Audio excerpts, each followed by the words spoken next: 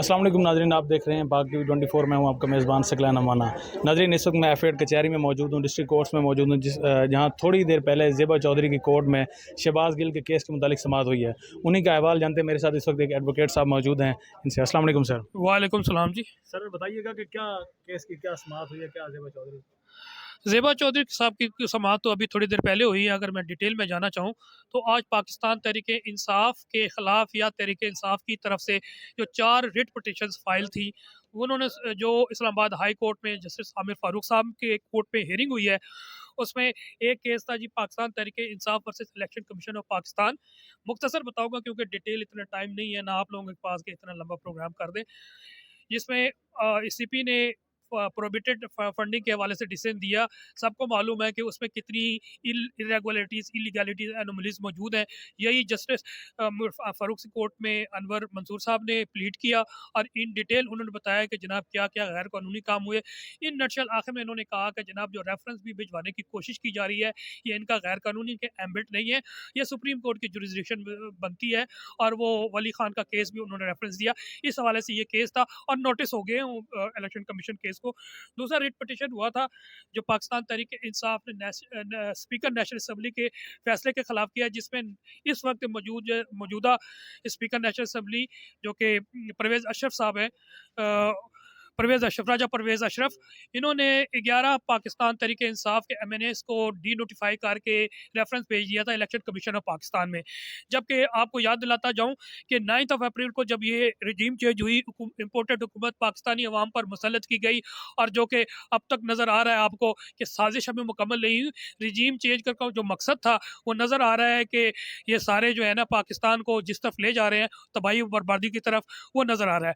उसमें 9 अप्रैल को 123 पाकिस्तान तहरीक इंसाफ के मेंबर कौमी असम्बली ने रेजिग्नेशन दिया और उस वक्त के जो स्पीकर थे कासिम सूरी साहब, उन्होंने एक्सेप्ट भी किया और 13 अप्रैल को वो गस्टेड, ऑफिशियल गस्टेड में शाया हो चुका है। कानून और आयन के मुताबिक 30 दिन के अंदर अंदर स्पीकर वो एक्सेप्ट करके इलेक्शन कमीशन पाकिस्तान में भेजता है और उसको डी नोटिफाई करके अगले इलेक्शन 6 डेज में करवाए जाते हैं। और अगर स्पीकर 30 डेज में नहीं करेगा तो इलेक्शन कमीशन इटसेल्फ वो इसको ले सकता है सुमोटो और इसको डी नोटिफाई करके इलेक्शन में जा सकता है। जबकि इस सिचुएशन में दोनों नहीं हुआ और होल्ड किए रखा है, 4 महीने हो गए। अब इन्होंने क्या किया, इनको मालूम है कि हमारी हुकूमत इस वक्त कमज़ोर है, डिस्पाइट सारे मिल के कमज़ोर है, 1-2 सीटों पे खड़ी है, किसी वक्त भी ये जो 2-3 सीटें इधर उधर हो सकती है और हम हुकूमत धड़ाम से गिर सकती है।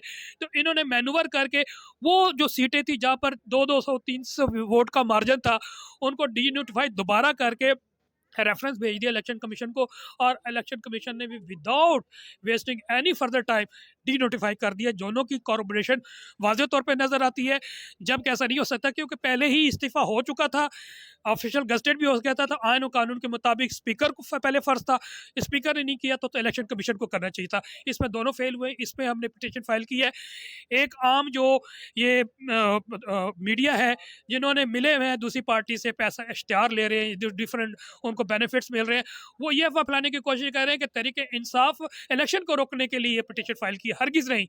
आज वकील तहरीक इंसाफ ने कहा कि जनाब हम इलेक्शन रोकने के लिए नहीं है, हम गैर आनी और गैर कानूनी का जो इलेक्शन कमीशन ऑफ पाकिस्तान ने किया और मेंबर ये स्पीकर कौमी असम्बली ने किया उसके हवाले से किया है। हम चाहते हैं 123 जो में हमने रिज़ाइन किया है, इस्तीफ़ा दिया है, उस 123 हल्के में इलेक्शन हो।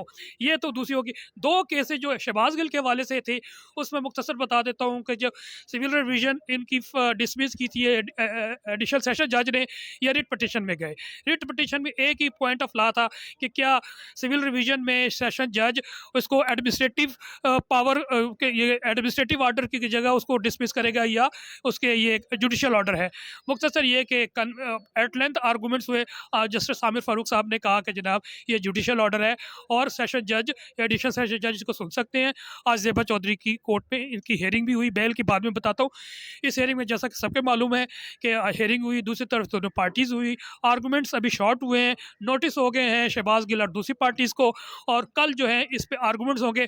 और मेरा पॉइंट ऑफ व्यू ये है कि इनके पास कोई कॉजेंट नहीं ग्राउंड है कि फर्दर रिमांड ले। स्पेशली कानून है कि एक दफ़ा जुडिशल मजिस्ट्रेट किसी चीज़ को एक्सेप्ट कर ले या रिफ्यूज़ कर दे तो उसका कंट्रा होना बहुत मुश्किल है। फॉर एग्जाम्पल इस केस में इनको फर्दर फिजिकल रिमांड नहीं दिया गया, तो अब इनको इंतहाई इंपॉर्टेंट और कोजेंट रीजनेबल ग्राउंड देने पड़ेंगे कि हमें ऑन दीज ग्राउंड हमें ज़रूरत है, जबकि इस केस में टोटली कोई ग्राउंड की ज़रूरत नहीं है। अगर इसमें डिटेल में जाएंगे तो पूरा प्रोग्राम हो जाएगा। बहरहाल मुख्तसर ये कल मुझे उम्मीद है कि इनकी जो क्रिमिनल रिविजन है जो कि against the impugn order of the judicial magistrate file किया गया है वो कल डिसमिस हो जाएगी। चौथी पिटीशन बेल है वो यकीनी तौर पर यह फिजिकल रिमांड कंटेस्ट के बाद बेल को मेरा ख्याल है सुना जाएगा, और वो भी कल फिक्स हो गया है। कल तकरीबन यानी आप कहना चाह रहे हैं कि इनको जुडिशल किया जाएगा या जो रिमांड के इनके इस्तदा थे वो नहीं मानी वो जाएगी? डिसमिस कर दी जाएगी क्योंकि ऑलरेडी वो जुडिशल हो गए हैं। ये कहते हैं कि हमें इसको जुडिशल मजिस्ट्रेट के जो ऑर्डर है उसको आप डिसमिस करें, सेट असाइड करें, और हमें फर्दर रिमांड के लिए फिजिकल रिमांड के लिए इसे देना चाहिए। लेकिन ये कल नहीं होगा इंशाल्लाह। इनकी जो क्रिमिनल रिविजन है वो डिसमिस हो जाएगी और हम बेल पे फिर फर्दर आर्गूमेंट्स करेंगे। बेल कब तक मुतवक्के है? कल इंशाल्लाह बहस होगी इस रिमांड के बाद। अगर डिसाइड कल हो जाएगा, अगर 10 बजे हियरिंग होती है 9 बजे, तो 10-11 बजे इस पे फैसला आ जाएगा। उसके बाद bail after arrest of Shahbaz Gill पे आर्गूमेंट्स होंगे, जिसके लिए पूरी टीम जो है तहरीक इंसाफ की तैयार है, जिसमें चौधरी फैसल साहब भी हैं और लाहौर से सलमान सफदर साहब भी हैं, शुएब शाहीन साहब भी हैं, चौधरी हफीजुल्लाह याकूब और इंसाफ लायर फोरम की टीम तो ऑलरेडी ऑलवेज हर टाइम हर जगह मौजूद होती है पाकिस्तान तहरीक इंसाफ के केसेस में। Thank you.